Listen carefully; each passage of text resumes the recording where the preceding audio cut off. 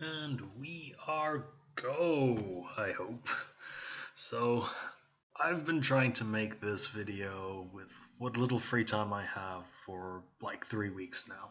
And OBS, the recording software I use, has not been helpful. I wanted to do this video in Paint so that I could draw lines to show to show the stuff I'm talking about, circle bits I'm talking about and show energy flows and stuff like that.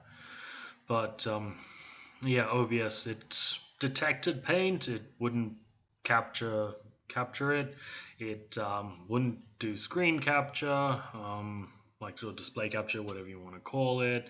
It wasn't detecting it detected the mic on my headphones, but it wasn't capturing wasn't capturing the audio. So if the sound quality isn't great, I do apologize, but yeah, I'm just gonna have to use this screenshot image thing, and hopefully you understand what my descriptions are on about when I'm talking. Alright, so the story behind this video is I was looking for some inspiration for my tattoos, and I was looking at some of the stuff from Fullmetal Alchemist.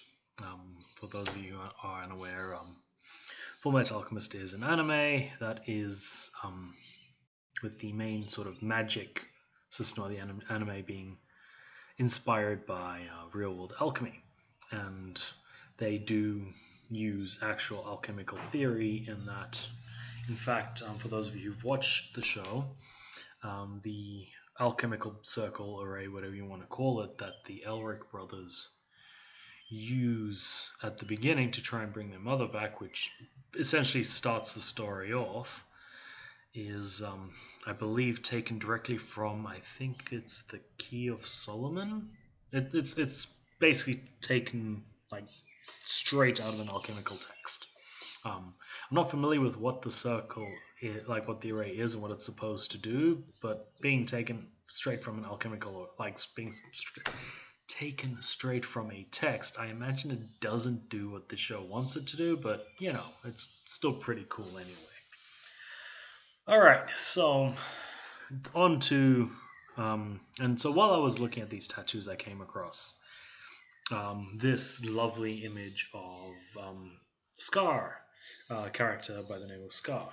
And he is interesting because the tattoos you see are actually wrapped around his arms. The right one being for the right arm, the left being for the left arm, being very conveniently labeled there. And the bits with the serpents or dragons on them actually sit over the shoulder, and so that direct column straight down underneath the dragon sits on the top of the arm, with the other side sitting underneath on the the inverse side of the arm, or bottom side, whatever you want to call it. And so when I was looking at it, after looking at it for a minute, maybe two, I realized that despite the fantastic job they'd done with incorporating real-world alchemy into the show, they'd done goofed. So in the alchemy of Fullmetal Alchemist, the way it works is you so there's a couple of steps to performing alchemy, but the short of it is you take certain elements, or you take whatever it is you want to change with alchemy, and then you deconstruct it into its components, into its base components, into its component elements, and then you reconstruct it into the form you want. So you can take so say you wanted to turn a rock into a statue. For the alchemy to work, you'd have to have a very detailed understanding of the chemical composition of the rock, which might surprise a lot of people, but it's not the most simplest of things. Very few things on planet Earth are composed entirely of one element naturally. That's why ore has to be refined to get the pure form of whatever mineral it is you're after. So to take the rock, they have to using their understanding of the components of the rock, they would deconstruct it into its component atoms and then reconstruct the entire pile isn't the right word, but reconstruct all of that back into a different, into the form of the statue they want. And they could do it in a way that changed not so much the chemical composition, but the structure of it. For example, they could take coal and turn it into diamond if you want, seeing as both are carbon. But just by changing the chemical composition of it. That's true, especially for organic material. The difference between a plant and oil is mainly the structure of the composition. They're all based around the same mostly for elements, hydrogen, oxygen, carbon, and nitrogen, with crude oil having no nitrogen or none really to speak of. Anyway, and the reason why I bring that up is the reason why Scar has two arms is one of the arms in the show, it's the one on the right, is used for the purpose of deconstructing matter into its basic components, and then that's the arm he has from the start of the show. Spoiler warning if you haven't watched it, but that show is ancient, so whatever. Towards the end of the show, he then gets the tattoo on the left arm, which is for the reconstruction. And obviously the tattoos face in different directions. Their colors different, being black for the deconstruction, and white for the reconstruction, which is fairly thematic. And also the writing. I'm not sure what all the writing is, but I know that it should be obvious that Terra and Air on the right arm are Earth and Air, and then on the left arm we have Aqua and Ignis, which would be water and fire respectively.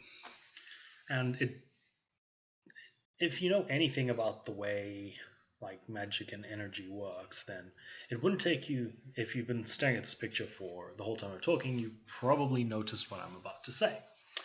So when I say the show writers done goofed, is that they got the arms mixed up. So if you understand the way magic and energy works, the tattoo on the left arm, the one that they use in the show for reconstruction, is actually for deconstructing, and the right, obviously, is the inverse for reconstruction. And I'm going to explain to you, and the easiest way to explain to you is you just have to look at the directions the energy is flowing. So in the right arm, the supposed deconstruction arm, all the arrows point down.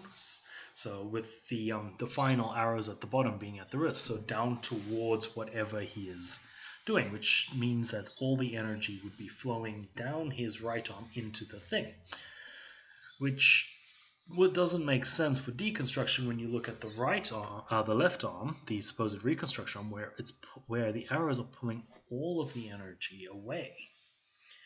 And so I'm going to start talking about the right arm, the reconstruction that they incorrectly classify as the deconstruction arm, and then I'll explain to you. And then when I finally finish with the left arm, you should hopefully understand exactly what I'm on about. So now, and Actually, no. I was planning to start. Let's maybe start with the right arm to understand exactly, like, so that I can prove to you, hopefully without any shadow of a doubt, that the one on the left arm is actually supposed to be the deconstruction. So we'll start at the start of the array, and which is at the bottom where the wrist would be. So we have the arrows. So the arrows, I should hopefully obviously designate the direction of the flow of energy. So we have the two arrows at the bottom along the line, which direct the energy into the, what I assume is supposed to be a dragon pattern. So we have like the snake-like heads. We have the scales on the two the two largest structures, we'll call them, that also would also end in what should fairly obviously be tails. And then we have the wing-like structures, although it's not as obvious on the left arm as it is on the right arm, where the fact that they're sort of wing-like is a great deal more apparent. So the outside sort of structures without the scales. And then, so if we follow the arrows lead us into the dragons. The energy would flow through. And I should mention, I also decided I should make this video because these tattoos are also a fantastic sort of visual description of how magic and spellcraft works. So I'm going to go through this one without really talking too much about it, because the deconstruction pattern isn't like a spell working pattern. It's more of a grounding pattern, and we'll get to that in a bit. So the energy is pulled away from the object through the arrows, through the dragon thing, which is very much a sort of power symbol, like a power source. Dragons have always been considered like powerful, like magically, spiritually powerful creatures. So in this tattoo, and even in the show itself, the dragon sort of represents like the energy, the power required for alchemy. I believe the show itself, in the country that Fullmetal Alchemist is set in, Amestris. If you watch Brotherhood, the second one, they go into where the source of the energy for their alchemy comes from, and that it is they draw the energy for their alchemy because the human body could not produce enough energy to perform the alchemical transmutations they do, from energy stored in the movement of tectonic plates. And I believe, if memory serves, it's been a long time since I watched the show, that they refer to it as like a sleeping dragon. And it's been a while, and I'm pretty sure that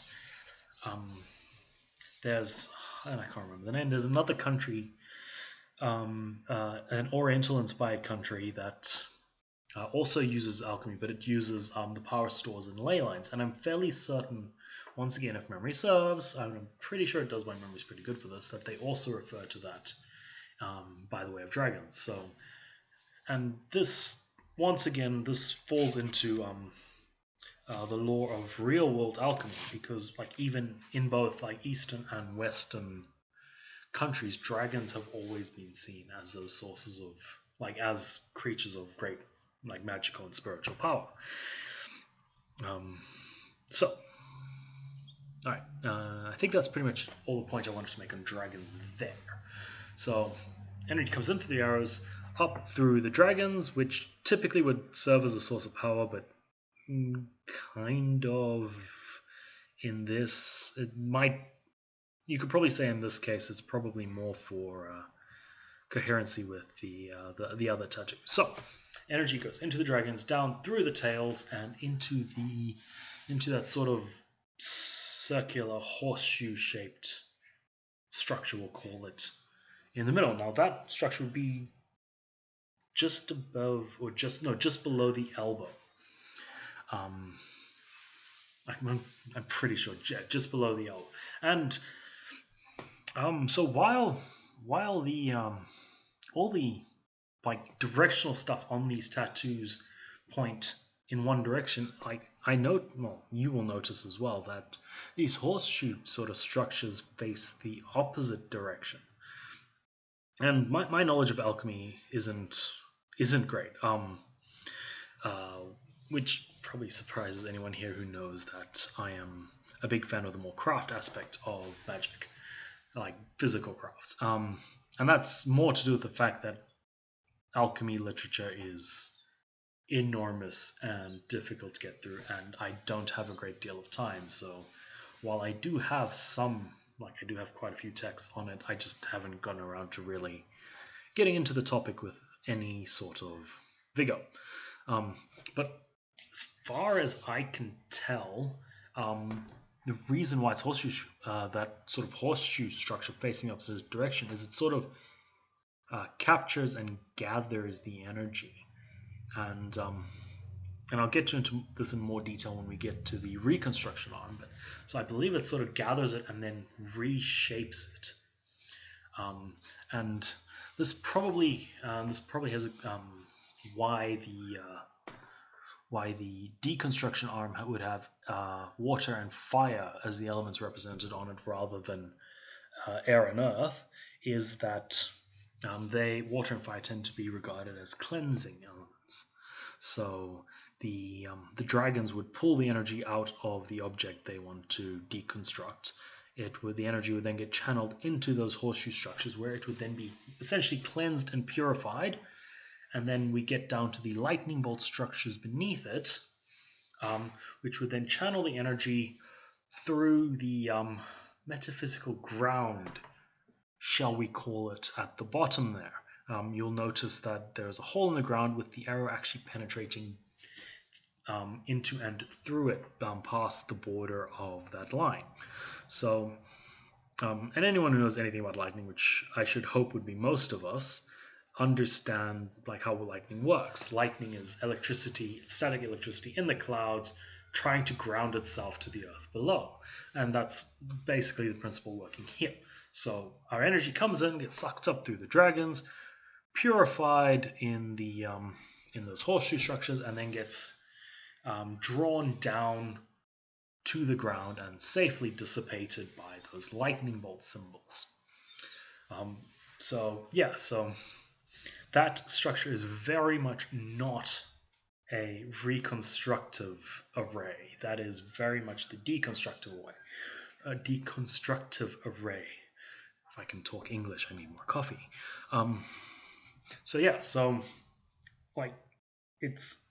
They absolutely goofed this one. That the left arm should really be the deconstruction arm, which I hope I have not described, explained to you in some detail. Now, I was going to do this first, and I decided to save it for last. The reconstruction, because this one is, I believe, the most interesting, like the more interesting of the two. And this is and I'm going to be using elements from this, mainly from this one, as for my tattoos going forward. Not directly, at least not obviously in the way it is. So, let us start at the beginning, the same way we did with the other one. So you'll notice the line and the dragon pattern is slightly different. So in the bottom, like the first, in the deconstruction arm, the left arm, the first element component we encounter are the arrows, pulling the energy away, and that's because the energy source in this thing is past the array. In this case, the first element we come across that is before the line would be that circle structure, and in the show, that circle structure would represent something what's called the gate. And the easiest way to describe it is from the point of view of the show, is the gate is the entryway to heaven. And so this array is essentially pulling the energy out. And I should probably go back and clarify a little bit. The gate is also the source of alchemy in that world. Basically, the easiest way to explain it is that every person has a sort of miniature version, more metaphysical version of the gate inside themselves, and it's that gate inside themselves that allows to practice their energy. So you could say in a way that the gate structure on this array is sort of like a physical representation of the gate inside, or scar inside the person performing the alchemy, and they are pulling the and they are sort of drawing through the gate to as the way of how to eloquently put this. So they're drawing their energy for their alchemy, for the magic, if you will, from the gate, from heaven, into the dragon structure below it. And to anyone who thinks this might be a little odd, that the alchemy would be drawn from heaven, then let me explain a little something. So for the history of alchemy, the days of great alchemical texts mostly come from the period in time from before the sciences separated into sort of their physical and sort of spiritual sides. So in science, into like matter and spirit, let's call it, the immaterial. So before the split in the hard sciences between alchemy and science, like modern chemistry, physics, and such, the two were considered one and the same. Whenever something was done, both the physical and the spiritual aspects were considered, like anything scientific. And probably the easiest way for me to demonstrate this to you would be in how medicine worked. So in medicine, throughout history, and there are plenty of books, well, maybe not plenty, but there are books on ancient medicine that you can go to read on this. So when someone was sick, they would be prescribed whatever, potion, poultice, something to imbibe, that with the goal of not just fixing the physical thing, but also addressing the spiritual cause of the ailment, whatever negative energy was causing it, which is why, one of the reasons why spells were used in the making of healing potions was that so the physical ingredients would sort of work towards, and like the physical aspect of the ingredients would work towards the physical side of the health, and then the spell and the spiritual nature of the components in it would address the sort of more spiritual part of the ailment. That's not entirely accurate. It's probably a bit more complicated than that, but that could easily be a topic for a whole other video.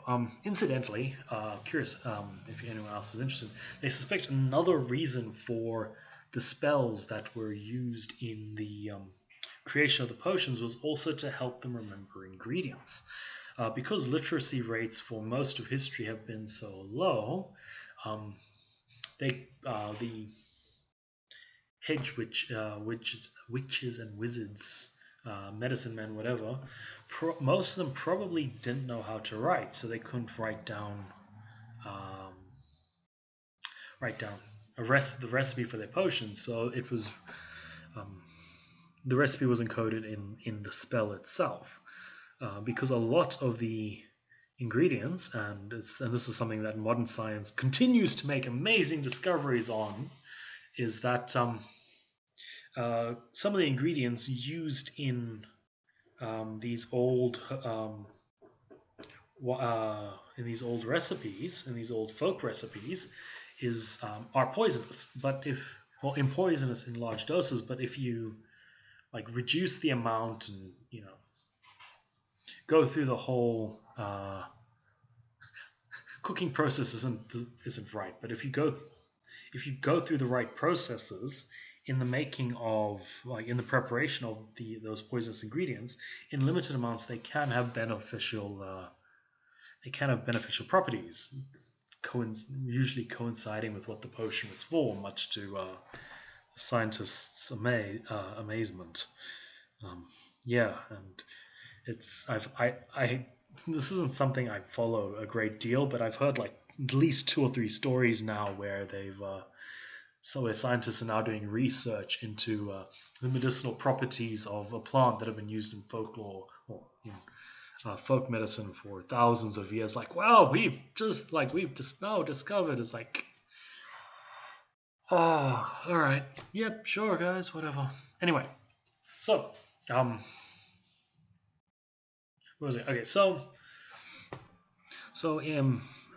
back to the gate to heaven. So to anyone who's sort of curious as to why there'd be a gate to heaven in alchemy, a great many of the alchemists back in the days of spirituality were Christian, did believe in the sort of that sort of spiritual side of things. So for them to consider it drawing out of heaven the energy they need to perform these changes makes sense, seeing as under Christian mythology, God made everything, and it's with God alone who has the power to create and to change, manipulate matter. So it's hence the drawing out of heaven motif going on there. So we have our gate to heaven, and we have the dragon structure, which I hope in this particular image should be should be far more representative of dragons than in the deconstructive array. The head, the wing structures in particular, being noticeably more wing-like. And so, and once again, I already described how dragons are considered very magically and spiritually powerful creatures. So in terms of, and now we get into the actual the bit I really wanted to talk about, what this has to do with spellcraft. And these arrays show quite clearly the 3 different steps, as I explained the 3 steps in the deconstruction, and however, being the reconstruction, these far more accurately show the 3 steps of working magic.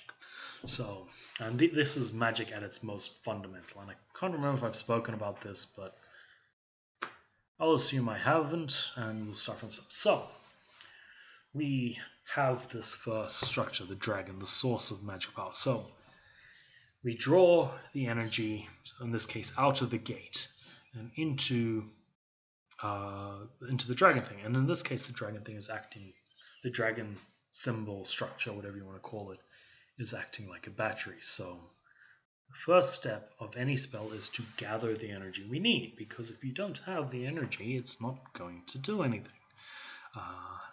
Which should be fairly self-explanatory, or fairly self-evident. So here we have that the dragon structure gathers the energy we need to perform the magic we want. And then once the energy is gathered, it then moves it on to the next step. And once again, we have these horseshoe shapes with the earth and air in it. And unlike the more purifying elements in the deconstructive array, like earth and I suppose air to an extent, maybe not so much as water, but mainly the earth one are more constructive, more life-giving, regarded as more life-giving elements. So the energy we gathered from our dragons is, I assume, this is my assumption so far, I need to check, is collected inside that horseshoe array, where the words, the spell, the chant, whatever you want to refer to it as, the constructive elements, the shaping elements of the spell give it form. So it is collected, and then it is shaped into what we wanted to achieve. And in spellcraft, like if you're doing this from an altar or with a potion or whatever, this is where the dressing on your altar, if you will, has its role. So everything from like the colored candles to the incense, the herbs you use, the crystals, you'd be picking elements that help focus that energy, and in this case, in the form of the array, it is the written elements, help focus the energy you want into a specific goal to achieve a specific task. So, for example,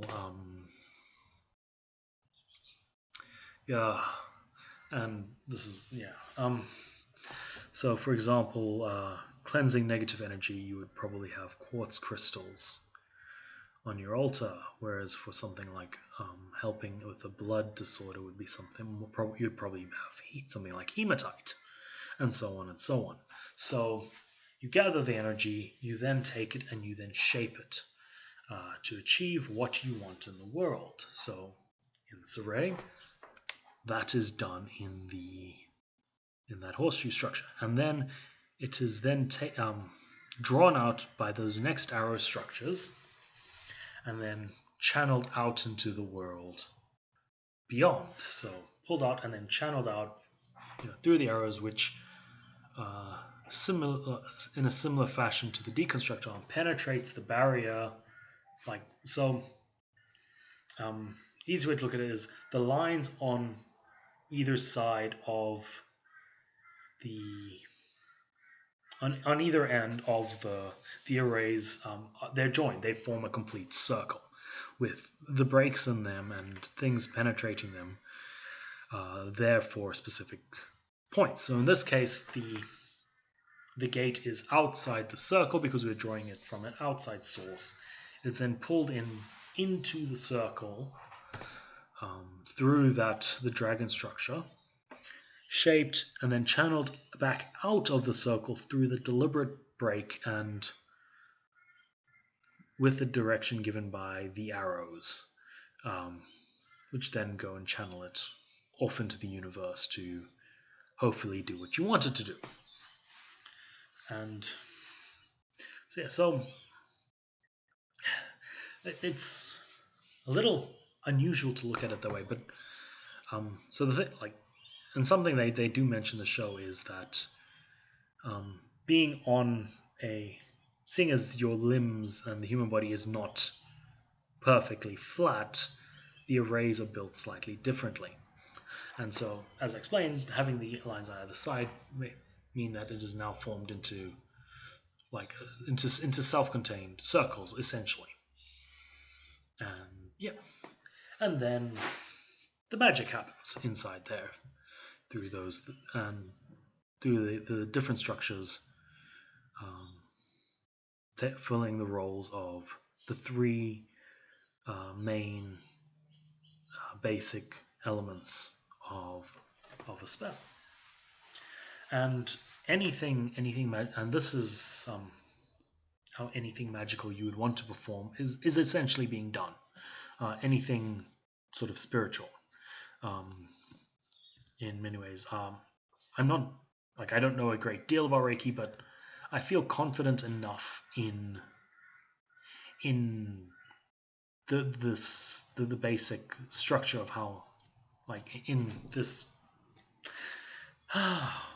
words fail me. I feel confident in my understanding of magic enough to say that to be able to feel safe to assume that Reiki would follow this, or at least a very similar process to this. As I've already mentioned, any magic, like you perform in an altar or a circle, even in brewing potions, it would follow this structure. Anything at all, alchemy, obviously, even for in like just anything spiritual. Like if we go to other religions, prayer would, in fact, this array would be a very apt description for how a prayer would work, depending on how you view how prayer, like how you consider prayer might work. And also this would also depend on the individual as well. Like when you would pray, you would be gathering the energy either drawing from heaven, from God, or from yourself, or a bit of both. As I said, it would depend on the individual and the circumstance in question. But so you would draw the energy from out of heaven into yourself, and then the words and intention of your prayer would then go to give it form. Like, what do I want this energy, this divine will, whatever you want to call it, what do I want it to achieve? You then use your words just like any chant or like any sort of magical, whatever you want to call it, and then you then release that energy out into the world where it will hopefully do what you want. So, yeah, and since I've now been going on for a good 30 minutes now, this is really something that when I looked at it, I'm like, wow, I really need to make a video about this, because like this is a very, very like sort of accurate, like detailed and simple explanation for the fundamentals of how spellcraft will work, and and for the deconstructive array, how grounding would work. In fact, if you have grounding tools like a balsam, the broom, I don't know how you pronounce it properly, or whatever you use for grounding, if you wanted to put that on your broom to help with clearing away negative energy in your magic space, I mean, that would probably function perfectly well. And like even if you wanted to like tie or glue a quartz crystal at the end where the just beyond the where the grounding symbols were, obviously you don't have quite as much room to work with on the shaft of a broom as you do on an arm, so you would probably have to adjust the pattern somewhat, depending on how artistic you are. And very much, it doesn't even need to be this complex. Like the direction of the energy, which I was really hoping I could show you in paint by drawing lines, but I hope that if you sort of can mentally sort of brush away the extra fluff, if you will, on the pattern, like of the patterns, and just like follow the lines, like if you can just sort of like mimic or imitate, I suppose, that on whatever you're working on, it should function perfectly fine.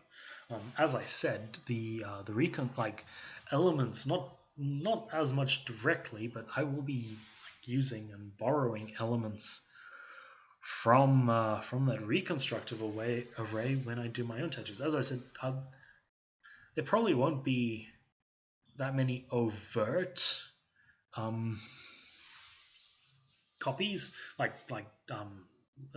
overt references or uses in my own tattoos, but it's definitely something I'm going to be keeping in mind as I do them. And in fact, something I have like already started doing. So yeah, this is just a video I felt I had to make, and the longer it gets, I should hope it sort of impresses on everyone just how sort of passionate I am for things like this. It's really right up my alley. And I suppose it also sort of goes to show, like something I've sort of struggled with the unboxing is you do sometimes, especially if you don't know what you're in for, if you don't sort of pre go through, which I have been contemplating doing on my unboxings, is you're sort of going in blind and have to wing it on the fly, and that doesn't always, well, for me at least, it typically doesn't go very well at all.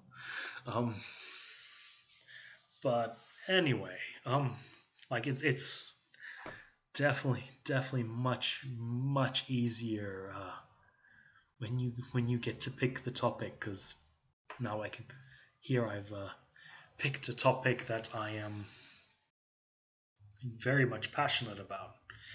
So yeah, I'm probably going to call it there for my sort of explanation and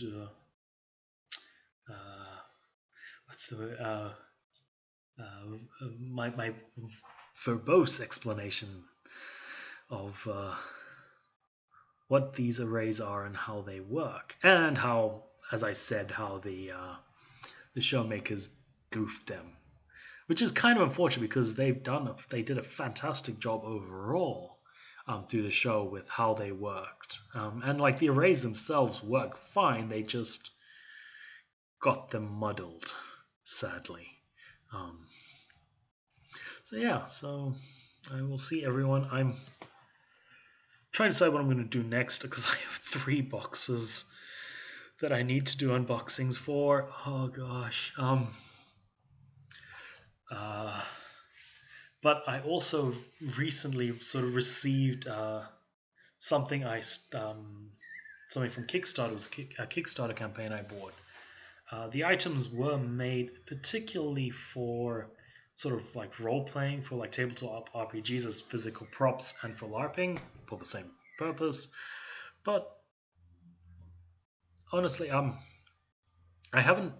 only played with them a little, but they seem to be perfectly serviceable for craft use. As I said, I will go through them all with you. So I don't know.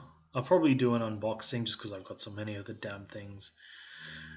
But then I'll get into that, which, since this is definitely sort of the more crafty aspect of the craft, it'll probably be a video I will definitely be able to sort of get more in depth in. And once again, I do apologize for the fact that the only real prop for this video was the image, but yeah, technical difficulties, and yeah. Anyway, you guys have a great day, and I will see you next time.